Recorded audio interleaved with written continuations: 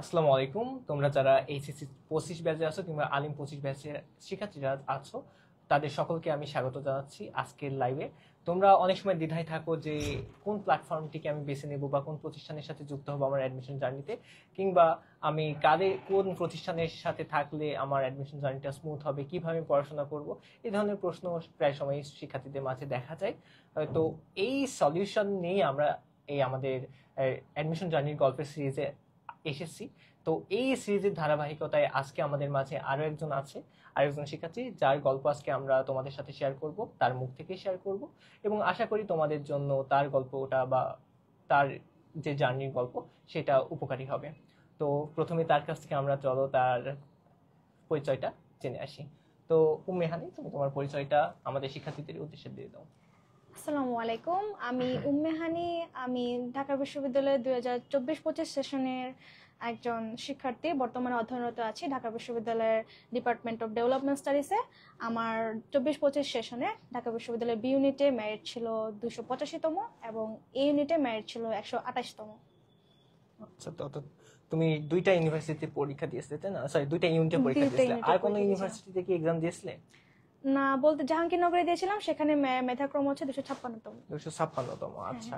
হ্যাঁ। তো এই যে অ্যাডমিশন জার্নি তুমি শুরু হয় কখন থেকে? তুমি কি কলেজ লাইফ থেকে প্রিপারেশন নেওয়া শুরু করছিলে নাকি অ্যাডমিশন ফেজে এসে পড়াশোনা করছিলে? অ্যাকচুয়ালি আমি কলেজের ফার্স্ট ইয়ার থেকে অ্যাডমিশনের ব্যাপারে খুবই আগ্রহী ছিলাম যে কিভাবে আমি ঢাকা বিশ্ববিদ্যালয়ে আমি একটা ভালো মেরিটে একটা চান্স পেতে পারি, বা এই আগ্রহ সাধারণত শিক্ষার্থীদের মাঝে সবসময় থাকে। তবে এটা আমাকে খুবই কনসার্ন হিসেবে আমাকে ভাবা করতেছিল যখন আমি ফার্স্ট ইয়ারে পড়ি। তো তখন থেকে আমি হচ্ছে বিভিন্ন সিনিয়র অথবা বিভিন্ন এডুকেশনাল গ্রুপের সাথে সংযোগ অ্যাড হই, জানার জন্য যে কিভাবে আমি আমার অ্যাডমিশন প্রস্তুতিটা গুছিয়ে নিতে পারি অনেক আগে থেকে প্রস্তুতি নেওয়ার মাধ্যমে, যেন আমাকে কোনো ডিফিকাল্টিসের সম্মুখীন না হতে হয় অ্যাডমিশন ফেজে এসে। জি। তো তুমি এক্স্যাক্টলি প্রিপারেশনটা তাহলে কখন থেকে শুরু করছো, মানে পড়াশোনার যে বিষয়টা অ্যাডমিশনে এসে করছো, তাই তো? না, নাকি কলেজ হ্যাঁ, ফার্স্ট ফার্স্ট ইয়ার থেকেই করছো? হ্যাঁ। এবং সেই প্রিপারেশনটা তুমি কিভাবে নিতে? তুমি কি বাজার থেকে বই কিনে অ্যাডমিশনের জন্য আলাদাভাবে পড়তে, নাকি বাসায় বসে তোমার টেক্সট বুক থেকে ধরে ধরে সব বিষয় সম্পর্কে ধারণা নিতে? আমি প্রথমে হচ্ছে বেসিক আইডিয়া নেওয়ার জন্য আমার কতিপয় কিছু সিনিয়রসদের থেকে আমি আইডিয়া নিয়েছিলাম যে কোন বই কিনবো, কিভাবে আমি প্রস্তুতিটা শুরু করব। তো আমার সিনিয়র ভাইয়া এবং আপুরা আমাকে সাজেস্ট করেছিল প্রথমে কোশ্চেন ব্যাংক কিনতে এবং কোশ্চেন ব্যাংক সলভ করে আমাকে টপিক সিলেক্ট করতে, যে কোন কোন টপিকগুলো ইম্পর্টেন্ট এবং ওই টপিকগুলোর উপর ফোকাস দিতে, যেটা আমার এইচএসসির সিলেবাসেও আছে এবং অ্যাডমিশনের সিলেবাসেও আছে। তো তখন থেকে আমি কিছু বুকস কালেক্ট করি, কোশ্চেন ব্যাংক এবং কিছু Bangla English admission based grammar books, এবং সেখান থেকে আমি অল্প অল্প করে প্রস্তুতিটা শুরু করি। তুমি মূল বই কি পড়তে ওই সময়? হ্যাঁ, অবশ্যই টেক্সট বুক পড়তাম। আমার হচ্ছে কলেজের টিচার এবং আমি যেই অনলাইনে যে আমি ক্লাস করতাম ইউটিউবে বিভিন্ন আমার বাংলা বা ইংলিশ গ্রামার ওর হচ্ছে তো ওখানে টিচারগুলো আমাকে বলেছিল যে টেক্সট বুকের উপর সবার আগে প্রায়োরিটি দিতে, কারণ হচ্ছে আমাদের ঢাকা বিশ্ববিদ্যালয়ের প্রশ্নতে আমি দেখি মেজরিটি কোশ্চেনই হয় টেক্সট বুক থেকে, এবং তখন থেকে টেক্সট বুকের সাথে রিলেট করে হচ্ছে আমি পড়া ট্রাই করেছি। কোশ্চেন ব্যাংক তো সলভ করেছি, পাশাপাশি টেক্সট বুকের উপরও ফোকাস ছিল।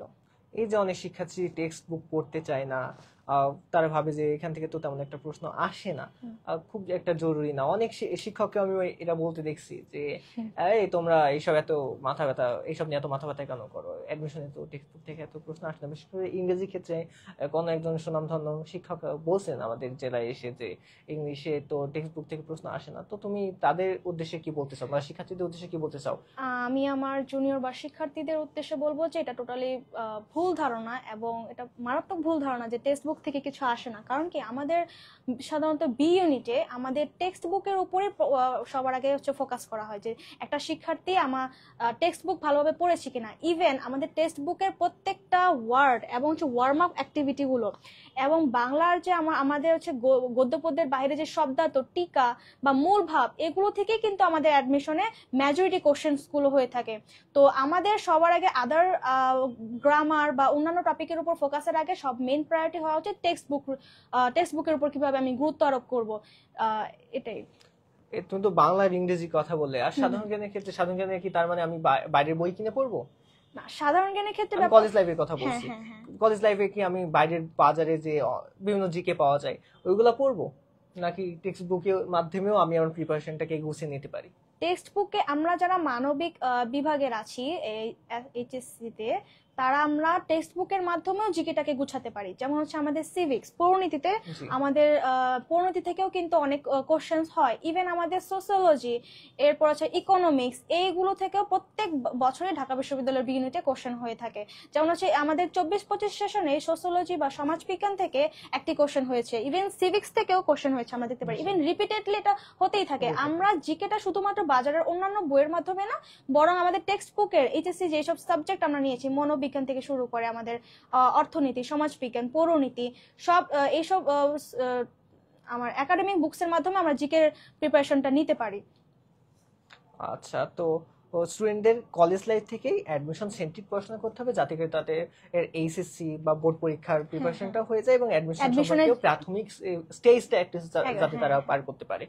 তো তুমি অ্যাডমিশন শুরু করছো, তো পরবর্তীতে এসে এইচএসসি রেজাল্টটা কি ছিল? আমি এইচএসসি তে আলহামদুলিল্লাহ গোল্ডেন এ প্লাস পেয়েছি এবং আমি সরকারি বৃত্তিও পেয়েছি। জি, মাশাআল্লাহ।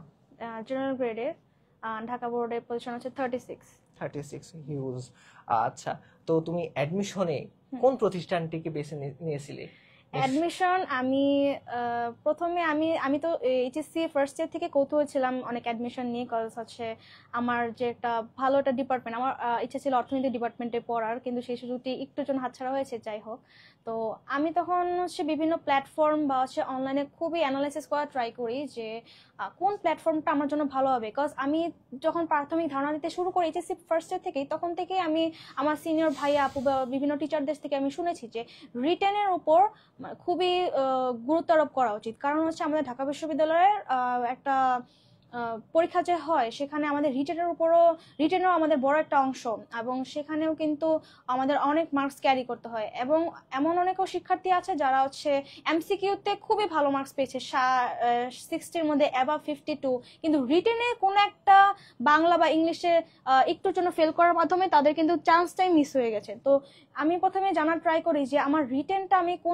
কোন প্ল্যাটফর্মে রেগুলার আমাদের টাস্ক রিটেন দেওয়া হয় এবং নেওয়া হয়, রিটেনের উপর গুরুত্ব আরোপ করবে, সেটাও দেখা ট্রাই করে। এবং এক্সাম দেওয়ার মাধ্যমে আমরা আমাদের প্রোগ্রেসটা বুঝতে পারি যে আমি কোন স্টেজে আছি, আমি কি আসলে রাইট ট্র্যাকে আছি, আমি যে পড়তেছি সেই টপিকগুলো কি আমি আসলে ভালোভাবে আয়ত্ত করতে পারতেছি, আমার কনসেপ্টটা কি ক্লিয়ার আছে, সেটা আমি এক্সাম দেওয়ার মাধ্যমে বুঝতে পারি। তো রেগুলার এক্সাম নিবে প্রত্যেকটা ক্লাসের উপর ভিত্তি করে আমার সিটি বা যে কোনো এক্সাম নেওয়া হবে, এরকম আমি একটা প্ল্যাটফর্ম খুঁজতেছিলাম। তারপর আমি আমার অনেক সিনিয়র পরিচিত ভাইয়া আপুর থেকে আমি পরামর্শ চাচ্ছিলাম যে, তখন আমাকে ফার্স্ট ইয়ার একটা ভাইয়া বলেছিল, তুমি যদি অনলাইনে কোনো প্ল্যাটফর্মে অ্যাড হতে চাও, তাহলে তুমি অন্যান্য প্ল্যাটফর্মের চেয়ে এসওই কে এগিয়ে রাখতে পারো। কারণ তাদের ওনারা হচ্ছে এই প্ল্যাটফর্মে যুক্ত হয়ে তোমার কখনোই মনে হবে না যে তুমি একটা অফলাইন ব্যাচের চেয়ে তুমি কম কিছু পাচ্ছ বা কম সেবা তুমি পাচ্ছ, বা হচ্ছে তুমি বেনিফিটেড হবা না, এমন কিছু উনি আমাকে বলেছিল। পরবর্তীতে আমি উনি বলার পর আমি আরেকটা আপু, আমি নামটা মেনশন করি, মিফতাহুল জান্নাত আপু, তো ওনার থেকে আমি জেনেছিলাম যে এসওই তে আমি ভর্তি হব কিনা, যে আপু এই প্ল্যাটফর্মটা কেমন হবে। পরে আপু আমাকে অনেক বিস্তারিত বলেছিল যে কিভাবে কি ক্লাস নেওয়া হয়, এখানে এক্সামের উপর কতটা গুরুত্ব আরোপ করা হয়, রিটেনের উপর কতটা গুরুত্ব আরোপ করা হয়। তারপর আমি এসওই কেই চুজ করেছিলাম অনলাইন প্ল্যাটফর্ম হিসেবে, যেখানে আমি আমার অ্যাডমিশন পিরিয়ডে আমি এখান থেকে শিক্ষা গ্রহণ করতে চাই। অর্থাৎ তুমি তোমার সিনিয়রদের থ্রুতে আমাদের স্কুল অফ এক্সেলেন্স ইভেন না, শুধুমাত্র সিনিয়র না, আমি যখন হচ্ছে অনলাইনে বিভিন্ন এডুকেশন প্ল্যাটফর্মের খোঁজ করতাম, তখন এসওই এর অনেক ক্লাস আমি দেখেছিলাম, ফ্রি ক্লাসগুলো, হাসনাত আব্দুল্লাহ স্যারের ক্লাসগুলো আমি মাঝে মাঝে করতাম। যে আমার যে একাডেমি এইচএসসি তে যখন ছিলাম, তখনই আমি হাসনাত আব্দুল্লাহ স্যারের ক্লাসগুলো করতাম, যেমন হচ্ছে অ্যাডভার্ব, পার্টস অফ স্পিচের, বা বিভিন্ন বেসিক যে গ্রামার ইংলিশ গ্রামারের, যেগুলো আমাদের মানে অতি গুরুত্বপূর্ণ অ্যাডমিশন এবং এইচএসসি দুটার জন্য। তখন আমি দেখেছিলাম যে অন্যান্য প্ল্যাটফর্মের চেয়ে আমি দেখলাম যে স্যার যে কথাগুলো বলতেন, স্যার হচ্ছে এক্সাম্পলের মাধ্যমে বোঝাতেন। ইভেন স্যারের পড়ানোর মেথডটা আমার বেশি ভালো লেগেছিল। এবং জিকে আমাদের সাকিব স্যার যেভাবে জিকেটা পড়াতেন, ইভেন গুরুত্বপূর্ণ টপিকগুলো আমাদের বারবার বলতেন যে এই জায়গাটা গুরুত্বপূর্ণ বা ওই জায়গাটা না পড়লেও চলবে, মানে গাদা গাদা সব আমাদের পড়তেন না, বা ইম্পর্টেন্ট টপিকগুলো আমাদের বলতেন। এগুলো আমার ভালো লেগেছিল আর কি। আচ্ছা, তো তুমি নিজেও যাচাই করছো যে আমার জন্য এই প্ল্যাটফর্মটা সঠিক হবে কিনা। সো স্টুডেন্টদের যে শুধুমাত্র অ্যাডভার্টাইজ দিয়ে চাষ করতে করে অনেক স্টুডেন্ট, যে অনেকে অনেক ভুয়া ইনফরমেশন দেয়, এর জন্য আমরা এই জিনিসটা এড়িয়ে চলার জন্য আমাদের যারা সিনিয়র পূর্বে এই প্রতিষ্ঠানের সাথে যুক্ত ছিল তাদের কাছ থেকে পরামর্শ নিতে পারি, যেমনটা উম্মে হানি করছে। তো এই জিনিসটাই যদি আমাদের স্টুডেন্টরা করে, একটু সিনিয়রদের কাছ থেকে তথ্যগুলো নেয়, নিজে একটু ঘেঁটে আবার দেখে, হয় তো কি অনেক শুধুমাত্র অ্যাডভার্টাইজের মাধ্যমে আমরা দেখছি যে অ্যাডভার্টাইজমেন্টটা খুবই ভালো পড়াচ্ছে, যখন আমরা ভর্তি হই তখন দেখি যে না, আমরা সেম সেবাটা পাচ্ছি না, বা সে একইভাবে পড়াচ্ছে না, মানে স্টুডেন্টরা তখন হতাশ হয় যে আমি তো অ্যাডভার্টাইজমেন্টে দেখেছিলাম এরকম, কিন্তু গিয়ে দেখলাম এরকম। কিন্তু আমি আসলে যেটা অনেস্টলি বলি যে আমি অ্যাডভার্টাইজমেন্টে যেমনটা দেখেছি তার চেয়ে অধিক সেবা আমি এসইতে পেয়েছি। ওনার এসইর ক্লাসের পরিমাণ এত বেশি ছিল, এক্সামের পরিমাণ এত বেশি ছিল যে আমরা ক্লাস এবং এক্সাম অ্যাটেন্ড করতে করতে বিরক্ত হয়ে যেতাম যে এত কেন এক্সাম হচ্ছে, এত কেন এক্সাম হচ্ছে। ইভেন আমরা হাসনাত আব্দুল্লাহ স্যারের ক্লাস ভোরেও করেছি, ইভেন ক্লাস করার পর এক্সাম দিয়েছি, ক্লাসের আগে এক্সাম দিয়েছি। তো এইসব ব্যাপারগুলোই হচ্ছে আমাদের যদি যাচাই করে আমরা ভর্তি হতে পারি তাহলে এটা ভালো হয় আর কি। তুমি বারবার এক্সামের কথা বলতেছো, তোমার মনে আছে যে তুমি কতগুলো এক্সাম দিয়েছিলে? এটা তো কাউন্ট করা আসলে এখন ইম্পসিবল, অসংখ্য এক্সাম দিয়েছিলাম। ডেইলি আমাদের এক্সাম হতো, ক্লাসের আগে একটা এক্সাম হতো, ক্লাসের পর একটা এক্সাম হতো। ক্লাসের আগে হতো যে আগের দিনে যেই আমাদের যে টপিকের উপর ক্লাস হয়েছে সেটার উপর আমাদের এক্সাম হতো, এক্সাম নিয়ে এরপর আমাদের ক্লাস শুরু হতো, এবং ক্লাসের শেষে মনোযোগ যাচাইয়ের জন্য একটা এক্সাম হতো যে আমরা ক্লাসে কতটুকু মনোযোগী ছিলাম। তুমি আমার অনেকগুলো প্রশ্নের উত্তর নিজেই দিয়ে দিচ্ছ। আমি এই প্রশ্নটা করতে চাচ্ছিলাম যে আমাদের এক্সামের মেথড গুলো কেমন করে এক্সাম নেওয়া হয়, তো তুমি বলে ফেলছো। এবং ইভেন এটার একটা বেনিফিট আছে এক্সট্রা ভাইয়া, যে আমি যখন অনেক স্টুডেন্ট হচ্ছে কি ক্লাসে হচ্ছে আমাদের একটা মনোযোগ হচ্ছে কি আমরা ডিস্ট্রাক্ট হয়ে যাই, যে অনেকক্ষণ লং টাইম ধরে ক্লাস করি তো আমরা ডিস্ট্রাক্ট হয়ে যাই, তখন আমার মনে হয় যে না ডিস্ট্রাক্ট হয়ে চলবে না, আমার ক্লাসে শেষে একটা এক্সাম আছে, তো সেটা আমাকে ভালো করতে হলে আমার ক্লাসে ফুল অ্যাটেনশন ধরে রাখতে হবে। তো আমাদের তখন স্লাইটলি একটু মনোযোগ হচ্ছে ডিস্ট্রাক্ট হয়ে গেল, তখন আমরা হচ্ছে আবার ফোকাস করার ট্রাই করতে পারি। জি জি একদম। তো এই যে এক্সাম গুলার মান, হ্যাঁ, তোমার কি মনে হয়েছে ঢাকা বিশ্ববিদ্যালয় কিংবা জাহাঙ্গীরনগর বিশ্ববিদ্যালয়ে যে পরীক্ষা দিয়েছো, সেই পরীক্ষার গুলার মানে পরীক্ষার প্রশ্নের মান আর আমাদের যে স্কুল অফ এক্সেলেন্সে যে পরীক্ষা নেওয়া হয় সেই প্রশ্নের মান কি আলাদা? তেমন কোনো পার্থক্য কি পেয়েছো তুমি? না, তেমন কোনো পার্থক্য না। ইভেন এসইউতে এক্সাম দিয়ে এরপর আমি যখন ঢাকা বিশ্ববিদ্যালয়ে আসলে আমি এক্সাম দিতে যাই, তখন আমার ঢাকা বিশ্ববিদ্যালয়ের এমসিকিউ কোশ্চেনটা অনেক ইজি লেগেছিল বলতে গেলে। কারণ কি এসইউতে মানে প্রত্যেকটা টপিক থেকে আমাদের একদম ডেপথ থেকে কোশ্চেন করা হতো, যেন একটা স্লাইড জিনিসও যেন আমরা মানে অবহেলা করে যেতে না পারি, যে এই জিনিসটা পড়বো না এটা বাদ, বা ওই জিনিসটা পড়বো না এটা বাদ। আমাদের মধ্যে স্টুডেন্টের মধ্যে একটা স্কিপ করার টেন্ডেন্সি থাকে, যে এটা স্কিপ করে ফেলে ওটা স্কিপ করে ফেলে। তো কোশ্চেনগুলো এমন ভাবে মেক করা হতো যেন কোনো জিনিস আমরা স্কিপ করতে না পারি, এবং বাই চান্স যেন স্কিপ হয়ে গেলে সেটা দেখা গেলো যে মেইন পরীক্ষায় আসলো, সেটাতে আমরা অ্যান্সার করতে পারলাম না। তো এসইউ কোশ্চেনের মান কখনোই হচ্ছে ঢাকা বিশ্ববিদ্যালয় বা যে জাহাঙ্গীরনগর বা অন্যান্য বিশ্ববিদ্যালয়ের কোশ্চেনের মানে হচ্ছে কম ছিল না, বরং তুলনামূলক বেশি ছিল। কারণ হচ্ছে তো আমি নিজেই বলেছি যে আমি হচ্ছে বুঝতে পারছিলাম যে এখানে তো জিকে বা হচ্ছে ইংলিশ বাংলা অনেক ইজি কোশ্চেন করা হয়েছে, যেটা এসইতে মানে একদম ডেপথ থেকে করা হতো, এবং যেটা আমাদের কোর পয়েন্টটা আমাদের তুলে নিয়ে আসতো। জি জি একদম। আর তোমার এই যে এক্সাম, এগুলা কি আমরা পরবর্তীতে দিতে পারবো? মানে অনেকে থাকে যে কোনো একটা কারণে ভুলবশত ও এক্সামটা টাইমলি দিতে হ্যাঁ, পারে না। রিটেক দেওয়ার চান্সেস আছে। যেমন হচ্ছে আমরা বিভিন্ন আমাদের পার্সোনাল লাইফে বিভিন্ন হ্যাসেল বা বিভিন্ন ডিফিকাল্টিস আটকে যেতে পারি, যেটার জন্য আমাদের এক্সামটা মিস হয়ে যেতে পারে, সেগুলো পরবর্তীতে দেওয়ার সুযোগ রয়েছে। এবং আমাদের হচ্ছে এক্সামের মাধ্যমে মেরিটও দেওয়া হয়তো, যে কে কোন কততম হয়েছে সেটা। তো অফলাইনে তো তুমি কোথাও কি যুক্ত ছিলে? অফলাইনে আমি যুক্ত ছিলাম ফোকাসের সাথে। তো ফোকাসে বা যেখানেই করো না কেন, তো তোমার এই যে কম্পিটিটিভ পরিবেশ, এটা কি তোমার কি মনে হয় অনলাইনে বেটার ছিল নাকি অফলাইনে? অফলাইনে আমি যদি বলি যে অনলাইনে হচ্ছে কি যে আমাদের সময়টা বাঁচে, যেমন হচ্ছে অফলাইনে আমাদের যাতায়াতের মধ্যে অনেক সময় অতিবাহিত হয়। ইভেন আমাদের ওখানে আমাদের অফলাইনে হচ্ছে আমরা যাতায়াতের মাধ্যমে অতিবাহিত হয় ঠিক আছে, কিন্তু আমাদের অনলাইন অফলাইনে হচ্ছে সব টপিকের উপর ভাবে টিচাররা সমানভাবে গুরুত্ব দিতে পারে না, কারণ হচ্ছে সময়ের একটা লিমিটেড টাইম থাকে। ওখানে হচ্ছে টিচাররা চাইলেও কখনো টেক্সট বুকের প্রত্যেকটা ওয়ার্ড আমাদের ধরে ধরে পড়াতে পারবে না, বা হচ্ছে আমাদের আমাদের গদ্য পদ্য বা সব টপিক একদম কোর কনসেপ্ট ক্লিয়ার করে একদম এ টু জেড শেষ করতে পারবে না, কারণ একটা লিমিটেড টাইম থাকে, যেটা অনলাইনে বা এসইতে আমার কখনোই মনে হয় না। কারণ কি এখানে আমাদের ক্লাসের ডিউরেশনটা অনেক বেশি ছিল, যেটা অনেক স্টুডেন্টরা বোর্ড হতে পারে, কিন্তু এটার বেনিফিটটা কিন্তু আসলে মানে রিডেবল বা হচ্ছে আরো বেশি। কারণ কি আমার এখানে প্রত্যেকটা টপিক টেক্সট বুকের যে যখন আমাদের বাকি বিল্লা স্যার সাধারণত আমাদের ইংলিশের টেক্সট বুকটা প্রত্যেকটা টেক্সট আমাদের ধরে ধরে পড়তো এবং মানে একটু স্কিপ করতো না, যেটা আমরা যখন একবার ক্লাস করতাম তখন আমাদের মাথায় ঢুকে যেত। এবং যখন আমি আবার নিজে আবার ওই লেসনটা পড়তেছি তখন আবার আমি এই জিনিসটা আবার আবার রিকল করতেছি, তো দুইবার আমার পড়া হয়ে যেতেছে। যেখানে আমাদের হচ্ছে অফলাইনে করা হয়তো কি যে সামারি বলে দেওয়া হতো পুরোটা টেক্সটের, এই সামারি বা প্রথম 2 লাইন বলা হলো, পরে পুরোটা টেক্সট পড়া হলো না। তো এই জিনিসটা থেকে আবার আমরা অনেক বেনিফিটেড হয়েছি আসলে থেকে। আমাদের বাংলা টেক্সট বুক কিভাবে পড়ানো হতো? টেক্সট বুকের কথা তুমি বলছো, ইংলিশ কেমন করে পড়ানো হয়, বাকি ভাই কেমন করে পড়ানো বলছো? তো বাংলার ক্ষেত্রে বাংলাও সেম ভাবে আমাদের আব্দুল আল মাহফুজ ভাইয়া প্রত্যেকটা গদ্য পদ্যের লাইনগুলো ভেঙে ভেঙে পড়াতো, এবং সেই সেই গদ্য পদ্যের যে অন্তর্নিহিত যে ভাবটা, হ্যাঁ একটা হচ্ছে আমাদের অন্তর্নিহিত ভাবগুলো পর্যন্ত ভাইয়া তুলে নিয়ে আসতো, যে এটার মাধ্যমে এটা আমাদের রেফার করতেছে, বা ইভেন হচ্ছে মূল ভাবগুলো আমাদের ভালোভাবে মনে করো সব প্রত্যেকটা লাইন আমাদের ধরে ধরে পড়াতো। আমাদের নাটক এবং উপন্যাসও ভাইয়া ধরে ধরেই পড়িয়েছিল, যেটা সাধারণত অন্য কোনো প্ল্যাটফর্মে বা অন্য কোথাও আমি দেখিনি কখনো নাটক উপন্যাস লাইন বাই লাইন পড়াতে। আচ্ছা, তুমি বারবার এক্সামের কথা বলছিলা, বারবার লিখিতের কথা বলছো, তো লিখিততে আমাদের কেমন করে প্রিপারেশন নেওয়া হয়েছে? লিখিতের ক্ষেত্রে আমাদের এসইউ থেকে আমাদের ডেইলি টাস্ক দেওয়া হতো, সাধারণত রাতে 10টা 9টা থেকে 10টা বা 10 থেকে 11টার মধ্যে, যেটা লিমিটেড টাইম আমাদের বেঁধে দেওয়া হতো। যেমন এক্সামের পরেও আমাদের একটা রিটেনের পার্ট থাকতো। রিটেন আমাদের পার্ট থাকতো। ইভেন হচ্ছে আমাদের মেইন এক্সামে বি ইউনিটে 45 মিনিট টাইম থাকবে, আমাদের এসইউ তো 45 মিনিট বেঁধে দেওয়া হতো। এসইউতে যখন আমি অনলাইনে বসে বা আমার বাসায় বসে রিটেন এক্সাম দিতাম অনলাইনে, আমার কখনো মনে হয়নি যে আমি অনলাইনে দিচ্ছি। আমার সেম আমি যে অফলাইনে যেভাবে আমি হচ্ছে চেয়ার টেবিলে বসে এক্সাম দিতাম সেরকমই ফিল হয়েছে, যে আমার মধ্যে লিমিটেড টাইম, আমাকে তাড়াতাড়ি শেষ করে আমাকে সেটা সাবমিটও করতে হবে, এবং সেটা এবং এমনও ছিল যে আমার নির্দিষ্ট টাইমের মধ্যে সাবমিট না করলে সেটা ডেক্লাইন হয়ে যেত, যে আমরা জমা দিতে পারবো না। তো এই যে পুরো একটা রিয়েল লাইফ এক্সামের ফিলটা, সেটা হচ্ছে আমরা এসওই থেকে পেয়েছিলাম আর কি।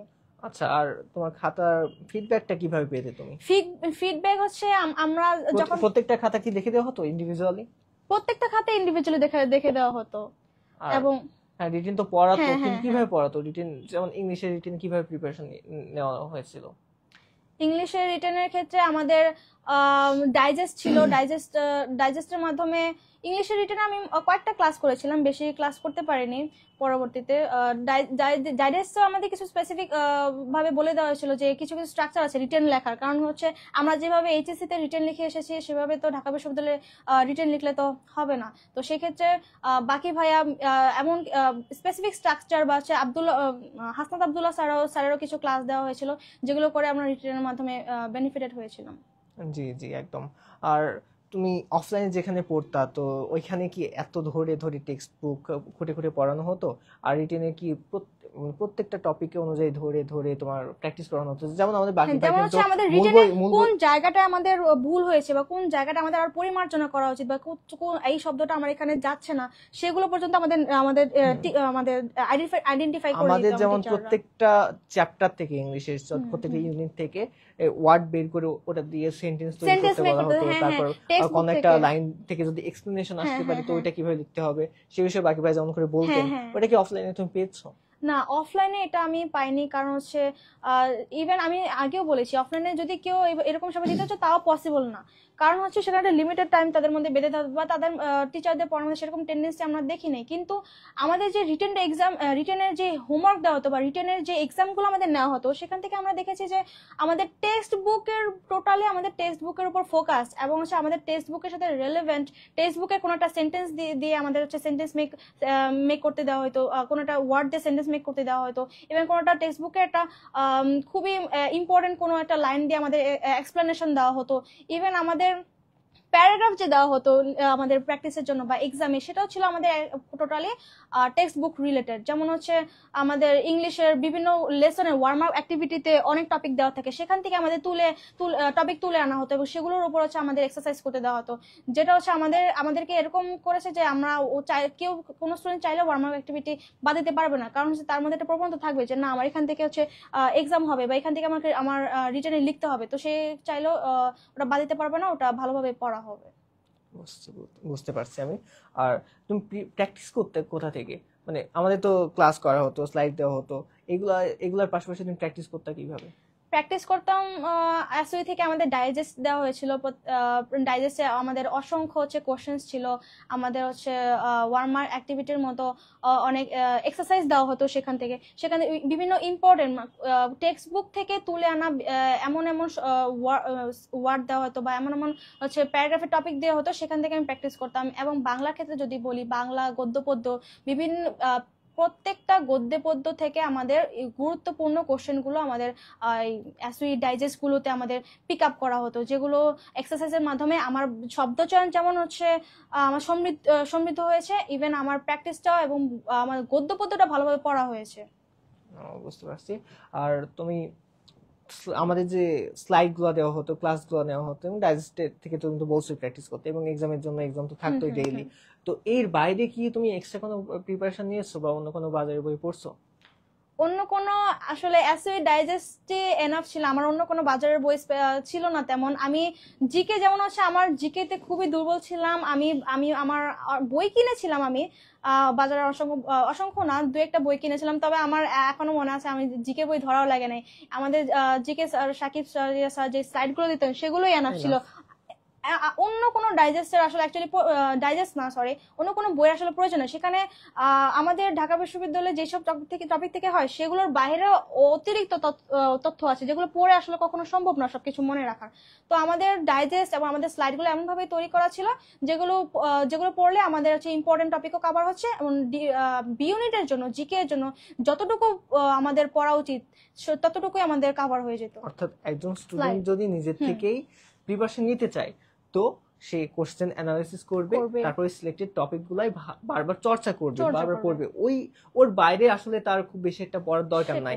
এখন একজন যদি বেশি জানতে চায় পড়তে পারে, বাট যদি অ্যাডমিশনে ভালো করতে হয় তো আমার স্পেসিফিক কিছু জিনিস পড়তে হবে। যেমন হাসান ভাই একটা কথা বলেন যে আমি সব টপিকের কিছু সব টপিকই পড়বো, কিন্তু কিছু টপিক ওর ভিতর থেকে পড়বো না। আমি অত সুন্দর করে ভাইয়ের মতো বলতে পারবো না, বাট মূল বিষয় এটাই হচ্ছে যে আমার সব টপিকে পড়া লাগবে, বাট সব টপিক থেকে বেছে যেগুলো গুরুত্বপূর্ণ সেগুলো বেশি গুরুত্ব আরোপ করে আমার পড়তে হবে। সব টপিক আমার সমানভাবে মনে রাখা পসিবল না, এবং সব টপিক থেকে কোশ্চেনও হবে না, তো আমার সময়ও অপচয় হচ্ছে, কারণ আমাকে তো একটা লিমিটেড টাইম বেঁধে দেওয়া হয় যে এত দিনের মধ্যে তোমার এক্সাম হয়ে যাবে, তাই না? জি জি একদম। তো অনেক সময় দেখা যায় যে স্টুডেন্টরা পরীক্ষার সময় কি করে, পাশে বই থেকে অনলাইনে যেটা প্রবণতা থাকে, অনেক গার্জিয়ান এই কারণে অনলাইনে দিতে চায় না। তো ধরো আমি পরীক্ষা দিচ্ছি, আমার পাশে বই আছে, টুক করে দেখে নিলাম, তো এমন কিছু কি তুমি কখনো করছো?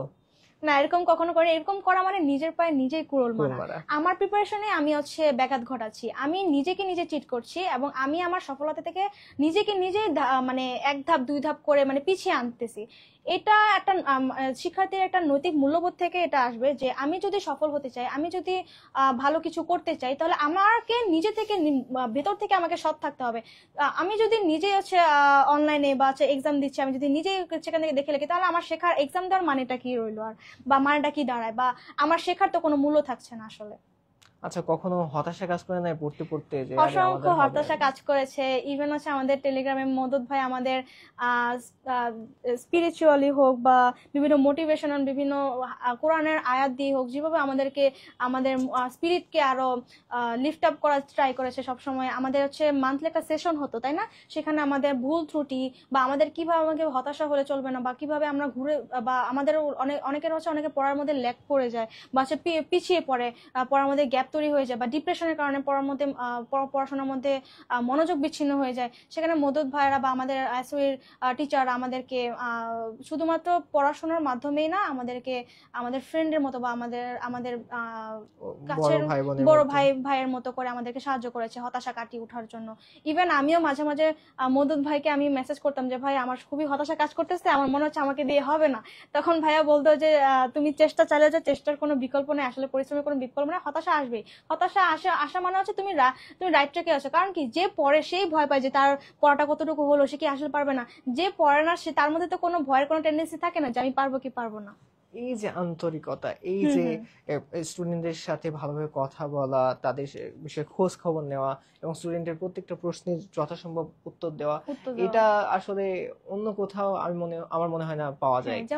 অফলাইনে বলো কিংবা অন্য কোনো প্ল্যাটফর্মে বলো, এবং অনেক প্রতিষ্ঠান আছে এখনো স্টিল অনলাইনে তারা পড়ায়, কিন্তু ফেসবুক লাইভে তারা এখনো ক্লাস নেয়। বাট আমাদের এখানে আমাদের চেষ্টা করা হয় প্রত্যেকটা ক্লাসে জুমে নেওয়ার, এবং জুমেই নেওয়া হয় যাতে করে স্টুডেন্টদের এমন ফিল না হয় যে সে অনলাইনে কোনো একটা যেমন ধরুন প্রতিষ্ঠানে বসে আছে। তাকে অফলাইনে ফিল দেওয়া হবে যাতে করে সে প্রত্যেকটা স্যারের সাথে, প্রত্যেকটা মেন্টরের সাথে নিজের যে প্রশ্ন থাকে সেগুলো সলভ করে নিতে পারে। সেটা তুমি পড়াশোনা কেন্দ্রিক হোক কিংবা তুমি যেমনটা বললে যে সেশনগুলোতে অন্য ব্যক্তিগত প্রশ্ন করা যেত, তো ব্যক্তিগত প্রশ্ন আমাদের কিন্তু করার সুযোগ ছিল। অর্থাৎ একজন স্টুডেন্ট একদম প্রপার গাইডলাইন কিন্তু আমাদের মেন্টরদের কাছ থেকে নিতে পারছে, যেটা অফলাইনেও সম্ভব হয় না।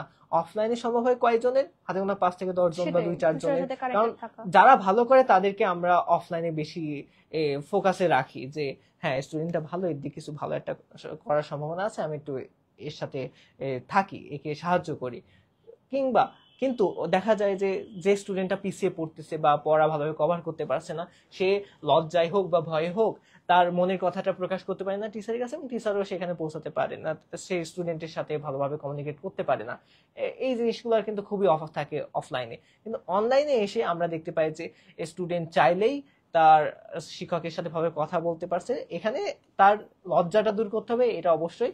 এবং স্যাররা, এমনকি স্টুডেন্ট যদি নিজের থেকেও যোগাযোগ না করে, টিচাররা তাদের রেজাল্ট দেখে যে ভালো করতেছে এবং যে খারাপ করতেছে, দুইজনের সাথেই কিন্তু তার আর কথা বলার একটা সুযোগ তৈরি হয়ে যায়। ভাইয়েরা নিজের থেকে মেসেজ দিয়ে কথা বলে যে এই তুমি রেজাল্ট এমন করতেছো কেন, বা লাইভ সেশনের সময় ভাবে এমন অনেক স্টুডেন্টদের দেখছি যে যারা একটু পিছিয়ে পড়ছে বা তাদেরকে খোঁজ খবর নিতেন, পার্সোনালি খোঁজ খবর নিতেন, এবং সেশনে আমাদের খোঁজ খবর নেওয়া হতো কার কি পড়াশোনার অবস্থা বা কে কোথায় আমরা পিছিয়ে পড়ছি বা কোথায় কার কোথায় ঘাটতি আছে, এগুলো আমাদেরকে আমরা তো সবসময়, মানুষ তো নিজের ঘাটতিগুলো নিজের চোখে সবসময় দেখে না, আমাদের টিচাররা বা বড়রা বা অন্যরাই দেখে। তখন আমাদেরকে চিহ্নিত করে দিতে, তোমার এখানে ঘাটতি আছে, তুমি এখানে ইমপ্রুভ করো, তোমার এই জায়গা থেকে তুমি পিছিয়ে পড়ছো, তুমি সেখানে এগিয়ে যাওয়ার ট্রাই করো, এগুলো। হ্যাঁ, এই বিষয়গুলো সুতরাং আমাদের স্কুল অফ এক্সিলেন্স একদম টপনচ করে থাকে, এবং আমাদের ম্যাটেরিয়ালস বলো কিংবা আমাদের ক্লাস বলো, আমাদের স্লাইড বলো, প্রত্যেকটা বিষয় কিন্তু স্টুডেন্টদের একদম যে গুরুত্বপূর্ণ, মানে স্টুডেন্টদের জন্য খুবই কার্যকর। এইটা আসলে এড়িয়ে যে চলার চেষ্টা করবে সে কিন্তু পস্তাবে।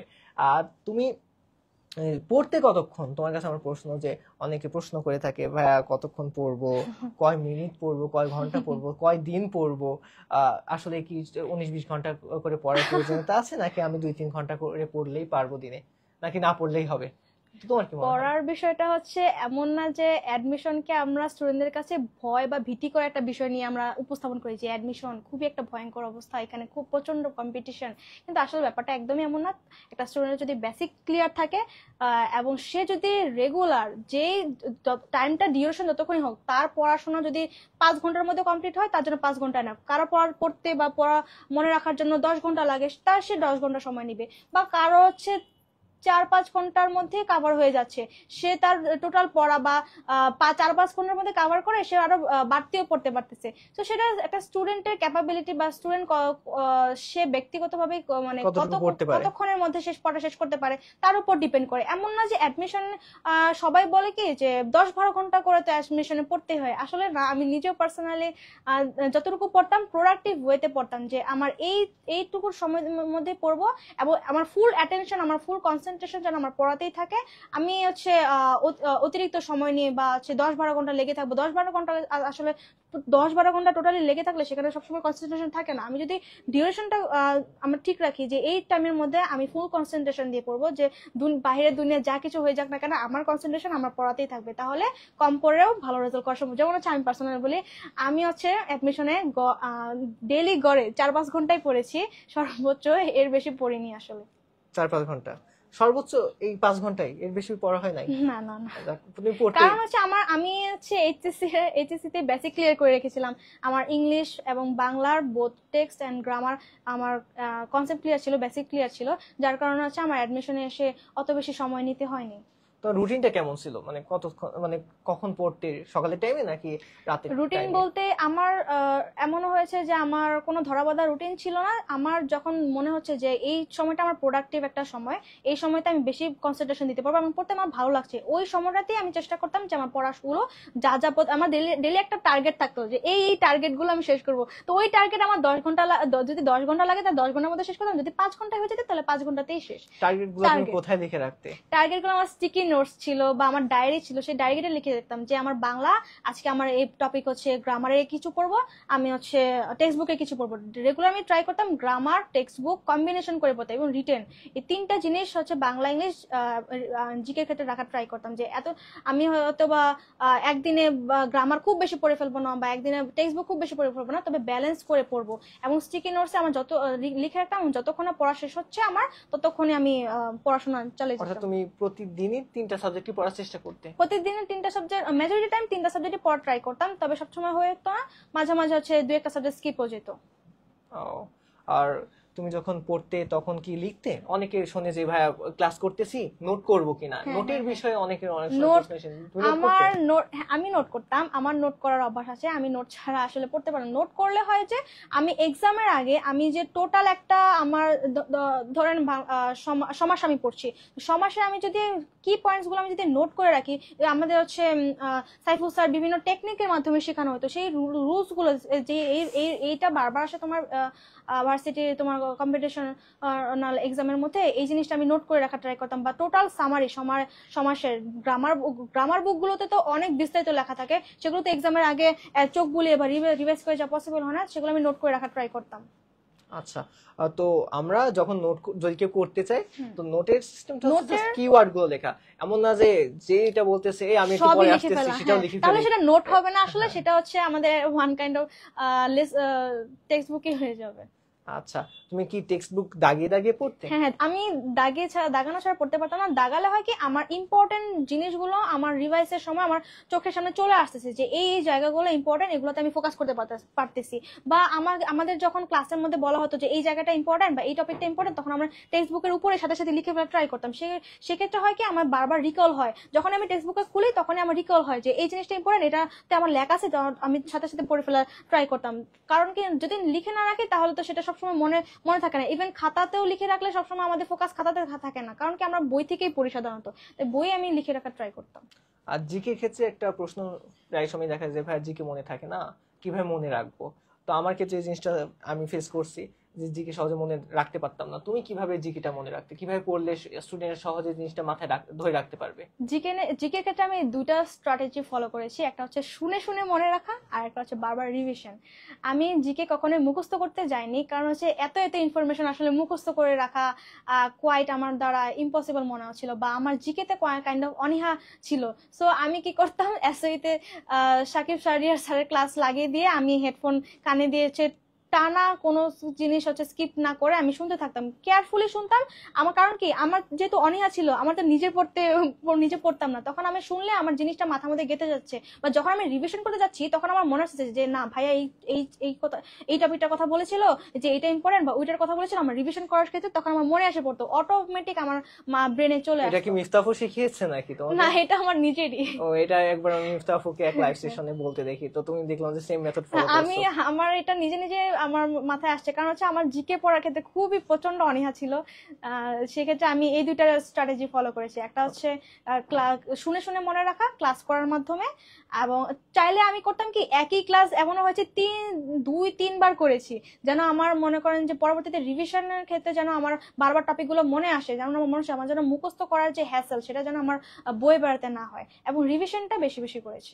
জি, আর একটা বিষয় আমরা দেখলাম যে দাগিয়ে দাগিয়ে পড়ার অভ্যাস হ্যাঁ, করতে হ্যাঁ। হবে, আর চাইলে আমরা যখন পড়বো তখন লিখতে পারি ওই বিষয়গুলো লিখলে আমি আমি আমার আমার যে ইমেজের আমার যে ভিশনের যে আইডিয়া যে বিষয়টা থাকে, অর্থাৎ আমি দেখলে অনেক সময় অনেক কিছু মনে পড়ে যায়, এজন্য আবার লিখতে লিখতে আমি ওটা পড়ি, তো পড়তে পড়তে যখন শব্দ হবে ওটা আবার আমি আমার কানের ভিতর যাবে, তো ওই জিনিসটা আবার আমার হচ্ছে অডিয়েবল মেমোরিতে থেকে যায়। তো সবকিছু দিক থেকে আমরা দেখতে পারি যে যখন আমরা দাগে দাগে পড়তেছি, বারবার জিনিসটা দেখতেছি, আর বারবার যখন ওই জিনিসটা শুনতেছি, যেমন তুমি জিকে ক্লাসে ক্ষেত্রে সাকিব ভাইয়ের লেকচার গুলো বারবার শুনতে, তো এইভাবে পড়লে অনেক সময় অনেকের কাজে আসতে পারে এই হ্যাঁ, জিনিসটা। হ্যাঁ। আচ্ছা, খুব সুন্দর বিষয়। আর তুমি যেমনটা বলে জাহাঙ্গীরনগরে তুমি পরীক্ষা দিয়েছিলে এবং 200 কততম 56। 56তম হয়েছিলে, তো এই যে এটার জন্য তোমার জাহাঙ্গীরনগরের জন্য কি আলাদাভাবে প্রিপারেশন নেওয়া লাগছে বা না, আলাদা না, কোনো কোর্স কখনোই। নেওয়া লাগছিল? আমাদের এসওইতে টপিক গুলো বা হচ্ছে বিষয়গুলো এমন ভাবে পড়ানো হতো যেগুলো সব বিশ্ববিদ্যালয়ের প্রিপারেশনই কভার করে ফেলবে। আমাদের সাথে সেকেন্ড টাইম দিবে এমন ভাই আপুরাও ছিল। ইভেন আমাদের অনেকেরই পছন্দ থাকে যে সবার পছন্দ তো ঢাবি ওরিয়েন্টেড থাকে না, অনেকে চবি পছন্দ করে, অনেকে জাহাঙ্গীরনগর পছন্দ করে, অনেকে রাজশাহী বিশ্ববিদ্যালয় পছন্দ করে। তো তাদের ক্ষেত্রে কি হবে, তারা কি আলাদা করে পড়বে নাকি? তো আমাদের এসওইতে এমন ভাবে পড়ানো হতো যে আমাদের সব বিশ্ববিদ্যালয়েরই গুরুত্বপূর্ণ টপিক বা সব বিশ্ববিদ্যালয়ের প্রিপারেশন গুলো একসাথে কভার হয়ে যেত। সেক্ষেত্রে আমাদের আলাদা করে অতিরিক্ত পড়া লাগছে না আসলে। এই যে যারা আলাদা করে কোর্স বিক্রি করে, এই যে ঢাবির জন্য একটা, বিউপির জন্য একটা, জাবির জন্য একটা, গুচ্ছের জন্য এটার একটা, আসলে কোনো সেকেন্ড টাইমের দরকার জন্য হয় তো না আলাদা আসলে। থাকে। তো সেকেন্ড টাইমে এসেও দেখা যায় যে সেকেন্ড টাইমের জন্য অনেকেই আবার আলাদা কোর্স বিক্রি করে ফেলে। তো এইগুলার কি কোনো প্রয়োজনীয়তা আছে বা এগুলো তারা কেন করে? তাদের ক্ষেত্রে আমি বলবো যে আসলে এগুলো টোটালি হচ্ছে সময়, একটা স্টুডেন্টের সময়, এনার্জি এবং সবকিছুরই ওয়েস্ট। কারণ হচ্ছে আমি যদি এমন ভাবে প্রিপারেশনটা নিতে পারি যে আমি একটা ট্র্যাকেই যাব, এই ট্র্যাকে গেলে আমার সব ভার্সিটির প্রিপারেশন শেষ হয়ে যাবে, সেক্ষেত্রে আমার এনার্জি লস হচ্ছে না, আমার আমার বেশি প্রেশার নিতে হচ্ছে না, সেক্ষেত্রে অতিরিক্ত টাইম দেও আমি মানে যে ট্র্যাকে আছি সেই ট্র্যাকে অনুযায়ী আমি লিমিটেড টাইম বা হচ্ছে একটা নির্দিষ্ট সময়ের মধ্যে আমি সব ভার্সিটির প্রিপারেশন কভার করে ফেলতে পারতেছি। যেমন হচ্ছে এক এক ভার্সিটির এক্সাম সব ভার্সিটির এক্সাম তো একসাথে হয় না, কিছু কিছু সময় পর হয়, এক এক মাসে হয়। তো সেক্ষেত্রে আসলে একাধিক কি যেন কোর্সে অ্যাড হওয়ার প্রয়োজনীয়তা আসলে নেই, যে জাহাঙ্গীরনগরের জন্য এরকম একটা আলাদা কোর্স বা রাজশাহীর জন্য আলাদা কোর্স, এগুলোর কোনো প্রয়োজনীয়তাই নেই যদি আমি সঠিক ট্র্যাকে থাকি। আচ্ছা, তোমার ঢাকা বিশ্ববিদ্যালয়ে ভর্তি পরীক্ষায় এমসিকিউ এবং রিটেনে কোনটায় কত মার্ক ছিল, এটা আমাদের আমি স্টুডেন্টদেরকে বলো। এমসিকিউতে পেয়েছিলাম 46.75 নাকি 45 যেন, আর রিটেনে পেয়েছিলাম আমি 24। আর কোন সাবজেক্টে কত, মানে বাংলায় কত, ও, ইংরেজিতে কত? আমি বাংলায় পেয়েছিলাম হচ্ছে এমসিকিউতে 11.75, ইংলিশে পেয়েছিলাম 11.50, এবং জিকেতে পেয়েছিলাম 22, এবং রিটেনে পেয়েছিলাম 24। আচ্ছা, মানে রিটেনে 24 বলতে বাংলা ইংরেজি সহ নাকি আলাদা? মানে বাংলা রিটেনে কত এবং ইংরেজি রিটেনে কত? বাংলা রিটেনে পেয়েছিলাম 10.75 মেবি, আর ইংলিশ রিটেনে পেয়েছিলাম 14.50। বুঝতে পারছি। অর্থাৎ তোমার টোটাল মার্কস ছিল কত বললে? আমার টোটাল মার্কস ছিল হচ্ছে 89.75। আমার এক্স্যাক্টলি মনে নেই যে কারেক্ট। তুমি 200 কত 85তম। 85তম হয়ে ডেভেলপমেন্ট স্টাডিজে পড়তেছো। হুম। তো ডেভেলপমেন্ট স্টাডিজে পড়তেছো, কেমন লাগতেছে? ডেভেলপমেন্ট স্টাডিজ স্টুডেন্টরা কি নিতে পারে এই সাবজেক্টটা? অবশ্যই নিতে পারে। আমাদের সোশ্যাল সায়েন্সের মধ্যে ইকোনমিক্স এর পরে আমি মনে করি, আমার নিজের ডিপার্টমেন্ট হিসেবে না, আহ, আহ, হ্যাঁ, প্রেস্টিজিয়াস সাবজেক্ট, এমন হচ্ছে অন্যান্য সাবজেক্ট হচ্ছে ইকোনের পরে ডিএস হচ্ছে সেকেন্ড প্লেস ধারণ করে আমি মনে করি, এরপর আইআর বা অন্যান্য সাবজেক্ট। আচ্ছা, যাই হোক, ধন্যবাদ উম্মেহানি আমাদের এখানে আজকে ধন্যবাদ উপস্থিত আপনাকেও। হওয়ার জন্য। আর তুমি শেষমেশ যদি স্টুডেন্টদের উদ্দেশ্যে কিছু বলতে চাও তো বলতে পারো। স্টুডেন্টদের উদ্দেশ্যে বলবো যে অ্যাডমিশনটাকে একটা ভয় হিসেবে না নিতে, বরং তুমি একটা সঠিক প্ল্যাটফর্মের সাথে যুক্ত হয়ে এবং সঠিক ট্র্যাকে তুমি যদি কোশ্চেন অ্যানালাইসিসের মাধ্যমে সঠিকভাবে বুঝতে পারো যে কোন সাবজেক্টের জন্য আমার আসলে বাংলার জন্য আমার কি কি ইম্পর্টেন্ট, ইংলিশের জন্য কি কি ইম্পর্টেন্ট, জিকের জন্য কি ইম্পর্টেন্ট, এবং তুমি যদি রাইট ট্র্যাকটা ধরতে পারো, তাহলে তোমার জন্য অ্যাডমিশনে ভালো রেজাল্ট করা কিছুই না। অনেকেই তোমাদের মধ্যে ভীতি ঢুকিয়ে দিবে যে অ্যাডমিশন একটা ভীতিকর ফেজ, এখানে আসলে হিউজ কম্পিটিশন। তবে এমনটা মোটেও না। তুমি যদি এইচএসসি তে প্রিপারেশন নাও নিয়ে থাকো, যদি অ্যাডমিশনের যে স্পেসিফিক সময়টা তুমি পাচ্ছ, সেখানে যদি তুমি পুরোটা সময় যদি প্রোডাক্টিভ ওয়েতে কাজে লাগাতে পারো এবং সেটার সঠিক প্ল্যাটফর্মের সাথে যুক্ত হয়ে রাইট ট্র্যাকে থাকতে পারো, তাহলে তোমার জন্য অ্যাডমিশন তেমন কোনো বিগ ডিল হবে না। অ্যাডমিশন কোনো রকেট সায়েন্স না যে তুমি এখানে তুমি পারবা না বা তুমি হেরে যাবা বা এটা তোমার দ্বারা অসম্ভব কিছু, এরকম কখনো মনে রাখা যাবে না। সেলফ কনফিডেন্ট হতে হবে এবং সময়ের সঠিক ব্যবহার সম্পর্কে সচেতন থাকতে হবে, এই আর কি। আচ্ছা, আপনারা যারা আজকে লাইভটা দেখলেন তাদের সকলকে ধন্যবাদ জানাই দেখার জন্য। আপনারা আমাদের সাথে থাকুন, ইনশাল্লাহ পরবর্তীতে আমরা অন্য কোনো স্টুডেন্টের সাথে কথা বলবো, তার জার্নি সম্পর্কে জানবো। ধন্যবাদ।